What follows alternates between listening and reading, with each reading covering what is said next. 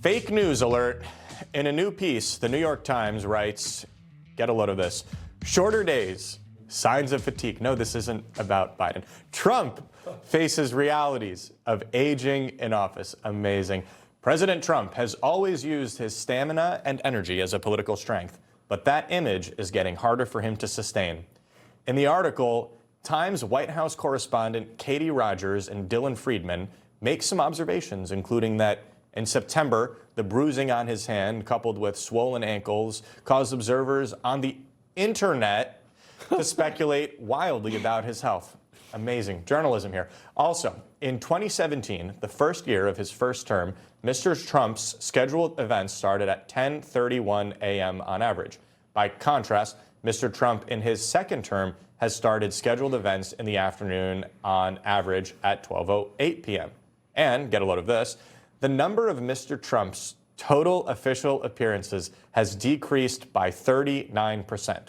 Okay, Trump obviously responds. He has a scathing and a lengthy response on Truth Social this morning, proving he works, and I think that he's still got his fastball. President Trump looked to set them straight, writing, "The creeps at the failing New York Times are at it again." And after listing just a few of his accomplishments, he continues, "To do this requires a lot of work and energy, and I have never worked so hard in my life." Yet despite all of this, the radical left lunatics in the soon-to-fold New York Times did a hit piece on me that I am perhaps losing my energy, despite facts that show the exact opposite. This cheap rag is truly an enemy of the people. The writer of this story, Katie Rogers, who was assigned to write only bad things about me, is a third-rate reporter who is ugly, both inside and out. Trump says, "There will be a day when I run low on energy." It happens to everyone. But with a perfect physical exam and a comprehensive cognitive test just recently taken, it certainly is not now. God bless America and make America great again. Rob.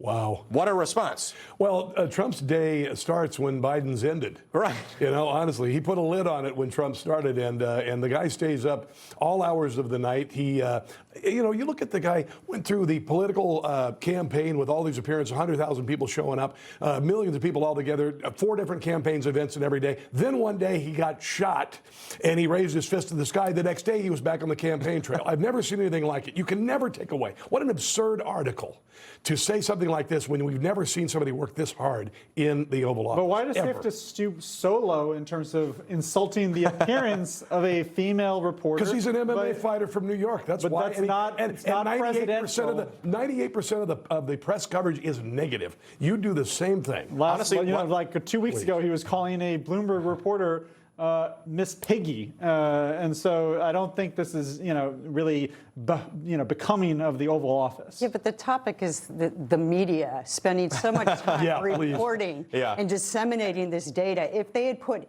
half as much time and effort into the whole Russia collusion narrative, you don't think that story would have died or on into day President one. Biden? You don't think that this data is right? useful? I think this is. I didn't know this stuff. I do. This is one of the newsworthy. things that you've got to also remember here is that for outlets like the potentially soon-to-fold New York Times, this is business, right? This is attacking Trump is how they stay in business. And I wrote a story earlier today fact-checking Reuters. Okay, this is an outlet that employed a Hamas terrorist in Gaza. They're writing about strife between the Tulsi Gabbard's ODNI and John Ratcliffe's CIA, which apparently is complete fake news as well. But for these outlets, this is how they make money. This is how they stay in business because their readership are all of these resist people. Now, I want to say, this story, it's pretty shady, even for the New York Times. Now, President Trump has been, honestly, a ball of boundless energy. And I'm a pretty energetic guy, but I still am kind of envious since he returned to the Oval Office. Now, back in October,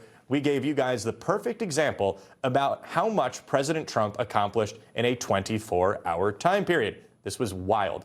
flying to Israel, where he met with leaders and families of hostages who were taken by Palestinian savages. Then he went to Egypt, where he signed a historic peace deal, delivered several speeches, and met with dozens of world leaders, and answered questions from the media a handful of times before flying back to the U.S. and meeting the president of, I'm tired already, meeting the president of Argentina and awarding Charlie Kirk the well-deserved Medal of Freedom the next day. That happened in, given the time differences, a 2-day time period. Wow. Now, don't just take my word for it. In October, CNN Fake News' Caitlin Collins told a podcast that staffers who are younger than Trump, dread traveling on Air Force One because President Trump doesn't sleep. Yeah.